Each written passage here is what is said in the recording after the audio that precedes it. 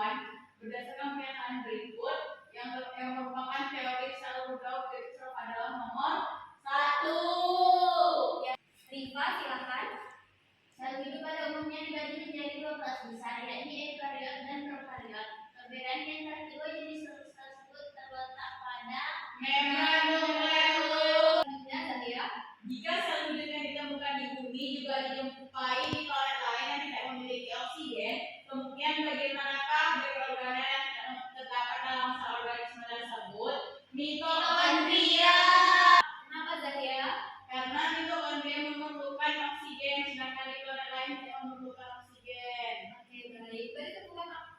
Beri tepuk Zahira.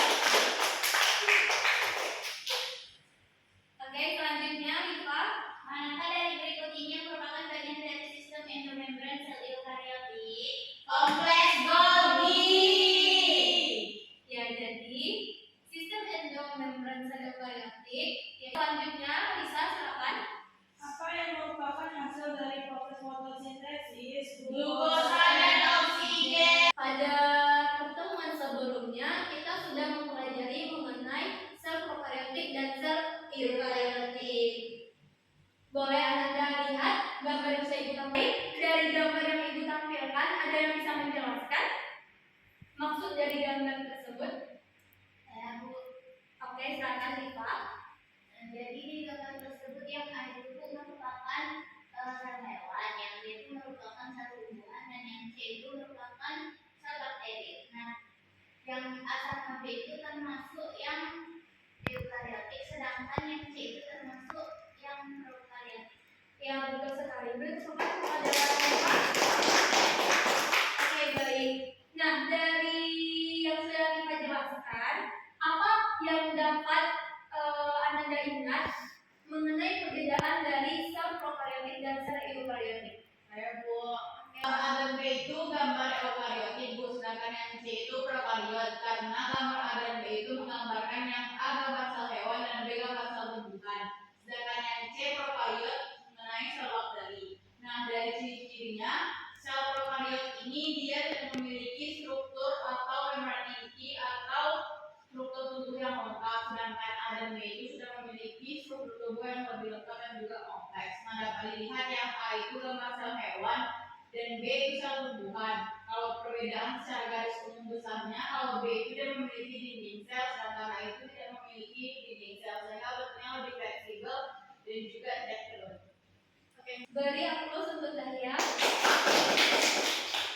Oke, baik. Seperti yang Anda sudah ketahui bahwasanya pada gambar A ini merupakan contoh dari sel eukariotik dan pada gambar B juga sel eukariotik. Yang dimana pada gambar A ini merupakan sel hewan dan pada gambar B merupakan sel tumbuhan. Dan pada gambar C ini merupakan sel prokariotik. Ini sel apa? Bakteri. Perbedaan yang sangat spesifik dari gambar ini yaitu kalau di sel prokariotik ini tidak adanya inti atau yang disebut dengan nukleus. Sedangkan kalau pada sel eukariotik ini memiliki inti, dan pada sel eukariotik ini terdapat organel membran yang dimana yang sudah dijelaskan oleh saya tadi terdapat banyak struktur. Sedangkan pada sel prokariotik tidak memiliki. Nah, selanjutnya Ibu menampilkan sebuah gambar. Dapat Anda analisis apa maksud dari gambar yang sudah ditampilkan? Saya Bu. Oke, silakan Rifa. Jadi seperti yang dibilang Zahira tadi Bu, terkait fungsi sel sebagai satuan dasar kehidupan. Karena dari contohnya tubuh kita itu Bu, penyusun terkecilnya itu merupakan sel. Nah, di mana sel nanti ini akan bergabung sesuai fungsi dan struktur yang sama menghasilkan jaringan. Jaringan akan membentuk organ dan organ akan membentuk sistem organ. Oke, baik. Beri aplaus untuk Rifa. Jadi, seperti yang Anda sudah ketahui bahwasanya sel merupakan unit terkecil, struktural, dan fungsional yang ada di dalam tubuh. Oleh karena itu, jika sel ini diibaratkan sebagai sebuah fondasi di sebuah bangunan, di mana apabila fondasi itu tidak ada, maka dia akan terciptanya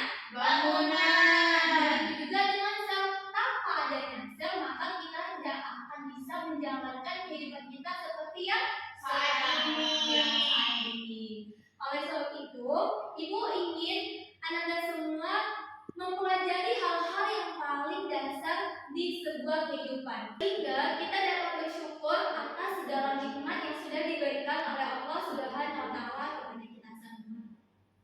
Oke, tujuan yang akan kita capai pada hari ini yaitu boleh dibacakan Zahya? Boleh Bu, yang pertama peserta didik mampu mengidentifikasi struktur sel hewan dan sel tumbuhan. Yang kedua, peserta didik mampu menjelaskan fungsi organel-organel sel hewan dan sel tumbuhan. Nah, sekarang Ibu ingin Anda semua memperhatikan video yang sudah Ibu tayangkan di depan. Apa itu organel? Organel berarti organ kecil. Adalah bagian dari sel yang memiliki pekerjaan yang unik untuk dilakukan. Mari kita mulai dari inti, yaitu pusat kontrol sel. Inti atau nukleus mengandung DNA atau genetik. DNA memberitakan kegiatan yang sel lakukan dan bagaimana hal itu akan dilakukan. Format khusus adalah fungsi DNA yang tersebar dalam membran nuklear. Ketika selesai perkembangan, DNA membaca menjadi struktur yang dikenal sebagai kromosom. Ini juga mengandung sebuah nukleolus yang merupakan struktur di mana ribosom akan dibuat. Setelah ribosom meninggalkan inti, mereka akan memiliki tugas penting, mensintesis atau membuat protein. Di luar inti, ribosom Dari video yang saya tampilkan, menurut Ananda kenapa bentuk dari organel sel itu berbeda-beda? Saya Bu, Oke, Olin silakan. Sebenarnya bentuknya berbeda-beda itu karena bentuknya Bu, misalnya struktur di bagian luar selnya itu kan ada dinding sel sama selaput sel. Kalau berbeda itu karena pada sel tumbuhan dinding selnya itu lebih kaku, jadi tidak mudah berubah bentuk. Sedangkan pada sel tumbuhan itu kan sel terbalik, sedangkan untuk sel tumbuhan itu lebih kaku, jadi tidak mudah berubah bentuk. Sedangkan untuk sel hewan kan hanya selaput saja, tidak memiliki dinding sel. Nah itu dia dapat berubah bentuk. Ya, ada yang bisa menambahkan kenapa dari bentuk sel hewan atau sel tumbuhan ini memiliki bentuk-bentuk yang berbeda? Maksudnya dari yang bagaimana? saya Bu, Oke, saya silakan. seperti yang sudah Olin beritahu bahwasanya sel tumbuhan itu memiliki dinding sel dan juga memiliki membran sel, di mana di dalam membran sel itu terdapat sitoplasma. Sitoplasma inilah Bu yang memiliki cairan-cairan seperti jeribu, sehingga bentuk dinding sel pada sel tumbuhan lebih kaku, sedangkan sel hewan dia lebih fleksibel dan juga tidak teratur. Oke, baik. Untuk Olin dan Zahya, jadi bentuk organel sel itu pastinya berbeda karena organel sel ini akan menyesuaikan dengan Fungsinya masing-masing. gambar yang saya tampilkan. Nah, pada gambar A itu menunjukkan apa? Ada yang tahu? Nyamuk itu kena demam berdarah. Ya, betul sekali. Tapi di sini itu terjadi kerusakan apa? Sel. Kita akan mempelajari mengenai organel-organel sel. Nah, organel sel yang pertama yaitu ada dinding sel. Lisa, silakan membaca. Dinding sel memiliki fungsi untuk memberikan dukungan struktural dan perlindungan bagi sel. Dinding sel ini juga berperan dalam Terima kasih untuk Lisa. Dari gambar yang sudah ditampilkan, adakah yang bisa menjelaskan maksud dari gambar ini? Saya Bu, Iya, silakan Diva. jadi seperti yang gambar paling atas itu kan Bu, merupakan penampang dari sebuah sel, di mana itu sel tumbuhan Bu, karena ada terdapat kloroplas dan bagian yang menuju sel wall. Nah, bagian-bagian dari sel wall itu atau dinding selnya itu terdiri atas 3 lapisan, yaitu middle lamelia, sel wall, dan juga plasma membran. Nah, sel wall itu terdiri atas pektin, hemisellulosa, dan juga selulose mikrofibril Bu. Oke, baik. Terima kasih Diva dan Lisa. Beri aplaus untuk Diva. Selanjutnya Zahya, Ya Bu, silakan baca. selanjutnya membran sel. Membran sel adalah lapisan tipis yang melingkupi sel dan memisahkan isi sel atau sitoplasma dari lingkungan luar. Nah, menyusun membran sel terdiri dari lapisan lipid dan protein yang menyatu di dalamnya. Fungsi utama membran sel adalah menjaga keseimbangan antara lingkungan luar sel dan juga dalam sel, mengatur lintas-lintas zat yang masuk ke dalam dan keluar dari sel. Nah, saya boleh tolong ke depan untuk menjelaskan. Baik, lihat di sini teman-teman. Ini ada gambar ion cadangan protein. Di sini ada pori untuk jalan masuk dan keluarnya dari karbohidrat. Nah, di dalam tubuh ini juga ada kolesterol. Di sini ada protein periferal. Lalu di sini ada transmembran glikoprotein. Jadi pada saat pertukaran membran sel ini, membran sel menjaga dari bentuk dari luar dan ke dalam dari sel ini. Oke, dari Aprus untuk Zaya. Zaya silakan duduk. Baik Bu, terima kasih Bu. Oke, selanjutnya Rifa silakan dibaca. Retikulum endoplasma. Retikulum endoplasma adalah jaringan saluran membran yang terdapat di dalam sitoplasma sel. Terdapat dua jenis retikulum endoplasma, yaitu retikulum endoplasma kasar dan yang memiliki ribosom menempel pada permukaannya, dan retikulum endoplasma halus yang tidak memiliki ribosom. Retikulum endoplasma kasar berperan dalam sintesis dan pengolahan protein, sementara retikulum endoplasma halus berperan dalam sintesis lipid dan detoksifikasi. Oke, selanjutnya Risa. Ribosom adalah organ sel yang berfungsi sebagai tempat sintesis protein. Ribosom terdiri dari dua subunit yang terbuat dari riboprotein, di mana terdiri dari RNA dan protein. Kemudian badan Golgi. Badan Golgi adalah organel yang berperan dalam memproses, mengubah dan menyortir molekul-molekul yang dihasilkan oleh sel. Contohnya seperti protein dan lipid. Struktur badan Golgi ini terdiri dari tumpukan membran yang pipih dan berlapis-lapis. Nah, dari gambar yang dua ini, mana yang ribosom dan mana yang badan Golgi? Badan Golgi yang warna biru yang kiri. Nah, ribosomnya yang kanan Bu. Karena kalau yang kiri itu kan dia terlihat bahwa membrannya pipih dan berlapis-lapis. Kan ciri dari badan Golgi tadi itu yaitu membrannya pipih dan berlapis-lapis. Nah, sedangkan yang di kanan itu adalah ribosomnya Bu, atau organel sel yang berfungsi untuk tempat sintesis proteinnya. Baik, terima kasih. Selanjutnya Zaya. Ya Bu. Silakan baca. Mitokondria adalah organel yang berperan sebagai pabrik energi. Nah, di pabrik energi di sini yang mampu menghasilkan energi di dalam sel. Mitokondria berfungsi untuk proses respirasi seluler, yaitu penguraian molekul makanan seperti glukosa untuk menghasilkan energi dalam bentuk ATP atau adenosin trifosfat. Nah, terjadilah di mitokondria. Struktur mitokondria memiliki membran dalam dan membran luar, serta mengandung DNA mitokondria yang terpisah dari DNA inti sel. Oke, selanjutnya Risa. Selanjutnya adalah lisosom. Nah, lisosom ini mengandung enzim hidrolitik yang mana enzim yang berperan dalam pemecahan molekul-molekul besar. Lisosom ini berfungsi sebagai sistem pemrosesan limbah sel. Lisosom dapat memecah zat organik dan tidak organik serta menguraikan bahan yang sudah tidak diperlukan dalam sel. Contohnya organel yang sudah rusak atau kusam. Nah, struktur lisosom ini terdiri atas membran, kemudian yang bagian tengah di dalamnya itu ada enzim hidrolitik, kemudian bagian luarnya ada membran transprotein yang terglikosilasi, dan yang warna hijau itu merupakan lapisan lipid. Baik, selanjutnya Rifa. Vakuola adalah organel yang terdapat pada sel tumbuhan dan beberapa sel hewan. Pada sel tumbuhan, vakuola biasanya besar dan berisi air. Oke, selanjutnya Zahya. Baik Bu, plastida adalah organel khusus yang ditemukan pada sel tumbuhan dan beberapa protista.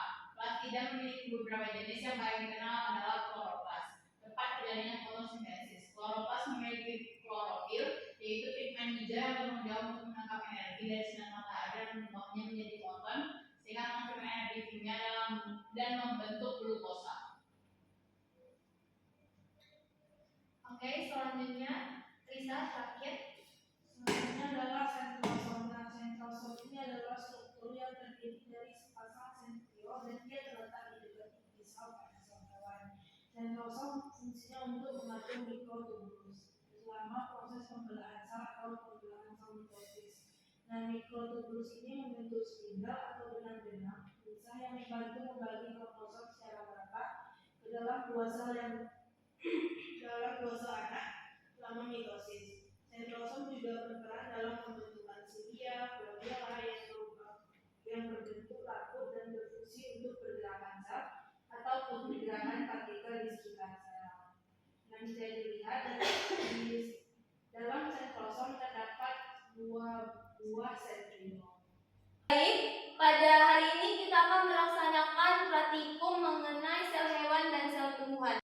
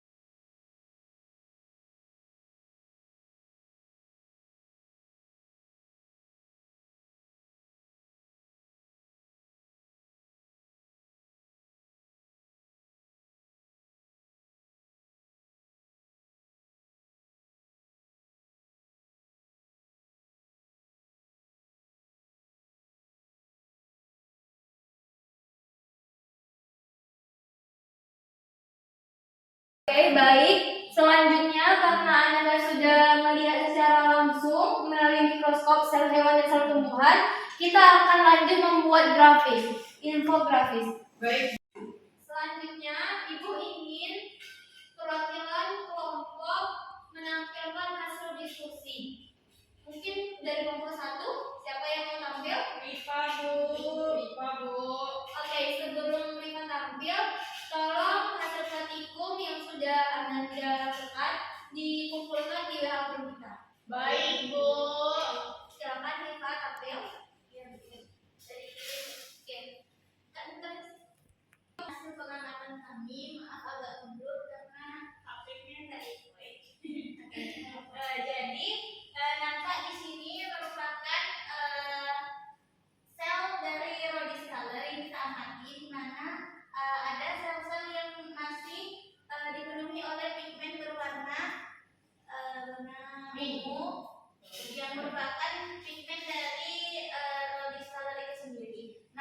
di dalam sel tersebut garis-garis ini merupakan dinding selnya, dan di dalam sel itu terdapat cairan sitoplasma yang itu ada berwarna ungu dan juga ada yang bening. Nah, di antara sel-sel tersebut ada stomata, di mana stomata ini berfungsi untuk di mana mengenai sel epidel pipi yang pada perbesaran 10. Selanjutnya, saya akan menjawab pertanyaan di LKPD.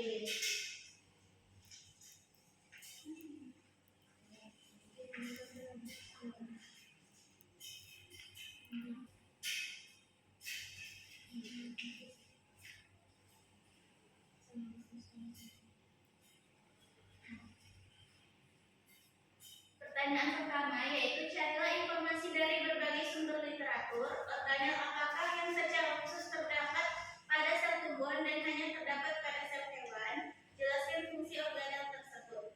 Nah, kalau pada sel hewan itu dia cuma ada yang cuma ada di sel hewan tapi tidak ada di sel tumbuhan itu. Contohnya ada lisosom, sentrosom, dan juga sentriol.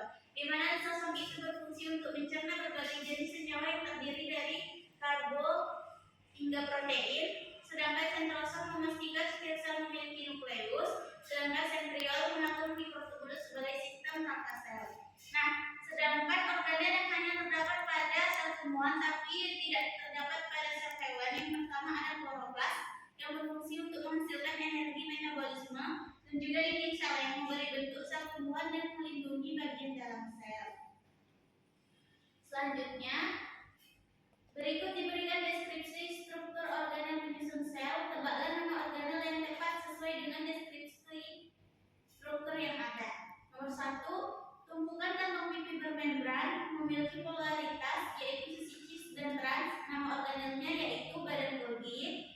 Kemudian vesikel besar yang dibatasi membran besar dalam tumbuhan. Nama organelnya itu vakuola. Kemudian kantong bermembran berisi enzim-enzim hidrolitik itu lisosom. Kemudian umumnya dua membran sekeliling stroma cair yang mengandung tilakoid, bermembran yang berbentuk menjadi grana yaitu kloroplas.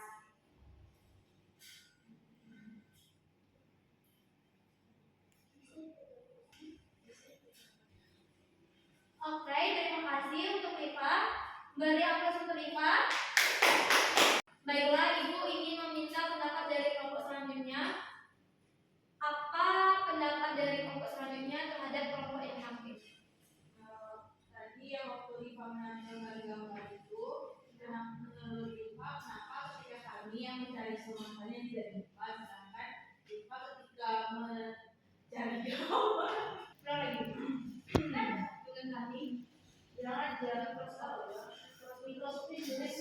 Tinggi, selnya juga ada sampai bagian tengah tinggi. Oh, ini ketebalan. Iya. Ulang lagi kan ya? Ulang lagi.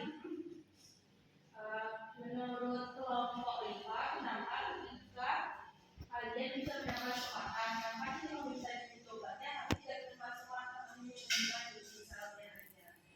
Nah, jadi menurut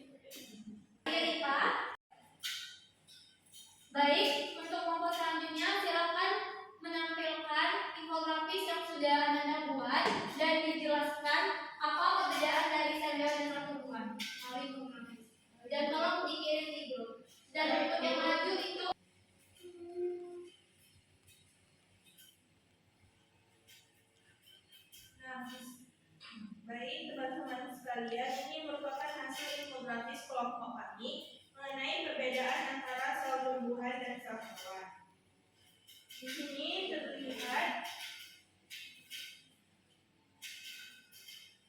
Di sini terlihat ini adalah perbedaan antara sel tumbuhan dan sel hewan. Bisa dilihat ketika sel tumbuhan dia memiliki dinding selnya yang bersifat kaku. Berbeda halnya dengan sel hewan, dinding selnya bersifat fleksibel. Karena jika sel hewan memiliki dinding sel seperti tumbuhan yang kaku, maka ia mampu bergerak. Nah, di sel tumbuhan ini terdiri atas mitokondria, ada juga vakuola, bisa dilihat ini warna hijau. Kemudian ada kompleks Golgi yang merupakan lempengan-lempengan yang berbentuk pipi. Nah, kemudian di dekat kompleks juga ada vesikel. Kemudian di sini ada namanya lisosom. Kemudian di sini ini adalah RE, mana retikulum endoplasma. Nah, di dalam retikulum endoplasma ini akan lengket atau akan melekatnya ribosom. Nah, dilihat bercak biru ini atau seperti pasir-pasir putih ini, pasir-pasir biru ini merupakan ribosom. Nah, yang bagian kuning ini merupakan nukleus dan bagian seperti kapsul ini merupakan mitokondria. Nah, di sini terlihat ini yang merupakan dinding selnya yang berwarna ungu ini yang melingkari. Nah, dinding selnya ini sebenarnya dia bisa di dinding selnya ini dianalogikan dia gambarnya yaitu fleksibel, dia bisa melengkung. Membran selnya ini yang berwarna ungu, yang mana membran selnya ini Dia kan tak berat itu kan. Ini aja cairan atau organ-organ di dalam ini agar tidak keluar. Nah, selanjutnya yaitu adalah sel tumbuhan. Nah, perbedaannya terlihat pada dinding selnya. Kalau sel tumbuhan tadi seperti yang saya bilang yaitu dinding selnya kaku, berbeda halnya dengan sel tumbuhan yang dia bisa terbentuk seperti setengah lingkaran. Nah, kemudian sama seperti dengan sel hewan, sel tumbuhan juga memiliki badan Golgi, kloroplas. Nah, perbedaannya itu adalah terletak pada bagian vakuola. Nah, vakuolanya ini di sel tumbuhan lebih besar. Kemudian dia memiliki mitokondria, juga memiliki retikulum endoplasma, nukleolus, dan membran sel. Nah, membran selnya ini terletak di bagian sini. Nah, ini adalah bentuk dari membran sel. Nah, kami juga merincikan apa yang membedakan antara sel hewan dan sel tumbuhan. Yang pertama dari bentuk ukurannya. Sel hewan itu memiliki ukuran yang lebih kecil dibandingkan dengan sel tumbuhan. Kemudian di bagian lisosomnya hanya sel hewan yang memiliki lisosom, sedangkan sel tumbuhan itu tidak punya lisosom. Kemudian sel hewan ini tidak memiliki plastida, berbeda halnya dengan sel tumbuhan, dia memiliki plastida.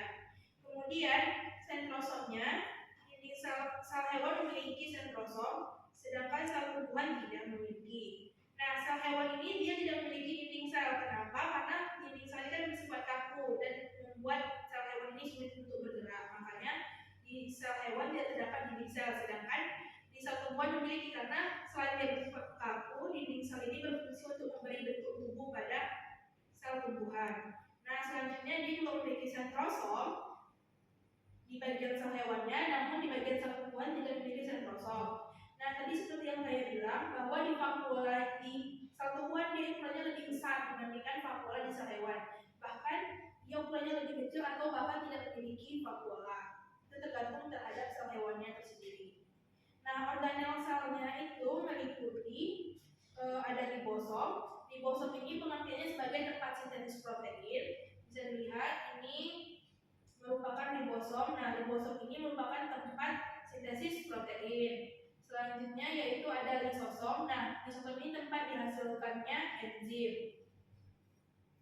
Bisa dilihat ini bagian kecil warna kuning ini merupakan lisosom untuk menghasilkan enzim. Selanjutnya adalah mitokondria. Mitokondria ini tempat respirasi seluruh atau penghasil energi. Kemudian ada retikulum endoplasma. Nah, retikulum endoplasma ini merupakan saluran penghubung inti sel dan sitoplasma, dan dia juga berfungsi sebagai alat transportasi protein. Nah, jadi retikulum endoplasma yang tadi saya tunjukkan ini juga sebagai alat transportasi dari suatu protein. Selanjutnya ada vakuola yang terdapat pada sel tumbuhan, di mana dia berfungsi sebagai tempat penyimpanan makanan dan sampah sel. Makanya vakuola itu terdapat paling banyak itu pada sel tumbuhan. Selanjutnya ada sentriol. Nah, sentriol ini berperan dalam pembelahan sel, dan yang terakhir yaitu plastida, yaitu organel yang mengandung pigmen klorofil. Nah, jadi plastida ini hanya terdapat pada sel tumbuhan, karena sel tumbuhan yang memiliki organ klorofil untuk proses fotosintesis. Oke, terima kasih Risa. Untuk kelompok selanjutnya, ada tanggapan untuk kelompok yang tampil? Saya Bu, Ya, silakan Zahya. tanggapannya gambarnya sudah menarik Bu, dan juga cukup luas, tapi mungkin dikaitkan lagi bentuk sel tumbuhan itu secara umum, gambarnya karena dapat tahu dan lain sebagainya. Dan juga gambar sel hewan itu kan banyak Bu. Nah, bagian dari sel epitelipid itu berlapis. Nah, mungkin bisa dikaitkan kembali dengan bentuk sel sebenarnya. Oke, baik. Terima kasih untuk Risa. Beri aplaus untuk Risa.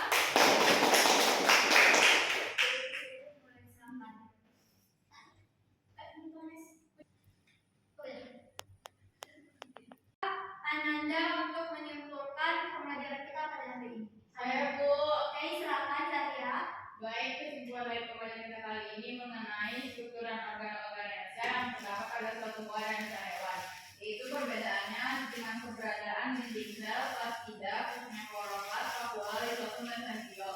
Nah, pada sel hewan itu Bu, dia tidak memiliki dinding sel, sedangkan sel tumbuhan itu memiliki dinding sel. Kemudian pada sel hewan tidak memiliki plastida, sedangkan pada sel tumbuhan memiliki. Contohnya kloroplas untuk melakukan fotosintesis. Selanjutnya pada sel hewan, yaitu memiliki vakuola yang kecil, atau ada beberapa sel hewan yang tidak memiliki, sedangkan sel tumbuhan memiliki vakuola yang besar. Selanjutnya sel hewan memiliki lisosom, sedangkan sel tumbuhan tidak memiliki lisosom. Selanjutnya sel hewan memiliki sentriol, sedangkan sel tumbuhan tidak memiliki sentriol. Pada sel hewan bentuk selnya itu fleksibel dan tidak beraturan, sedangkan sel tumbuhan tersebut memiliki bentuk sel yang kaku dan juga beraturan karena adanya dinding sel tadi Bu. Selanjutnya ukuran sel pada sel hewan lebih kecil, sedangkan sel tumbuhan lebih besar. Selanjutnya sel hewan itu tidak memiliki glioksisom, sedangkan sel tumbuhan memiliki glioksisom Bu. Oke, beri aplaus untuk Zahya.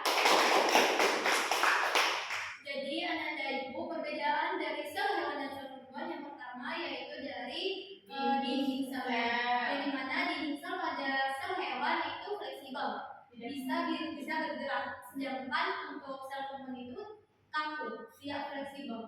Dan yang kedua yaitu vakuola, yang dimana sel hewan ini memiliki vakuola yang sangat kecil, sedangkan pada sel tumbuhan memiliki vakuola yang sangat besar. Dan pada sel tumbuhan memiliki Klorofil. sedangkan sel hewan tidak Memiliki. Dia dimiliki oleh sel hewan tetapi tidak dimiliki oleh sel tumbuhan apa?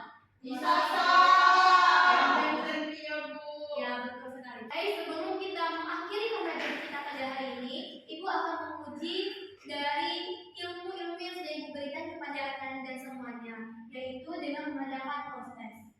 Tolong disediakan handphonenya. Baik Bu.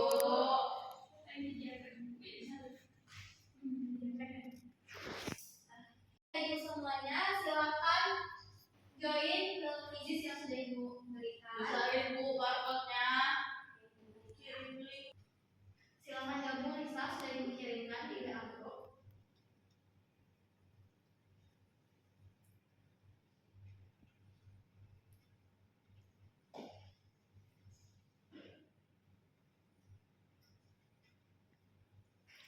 Sudah? Apakah bisa? Bisa? Bisa Bu. Sudah Bu. Sudah. Oke. Sekarang kita mulai.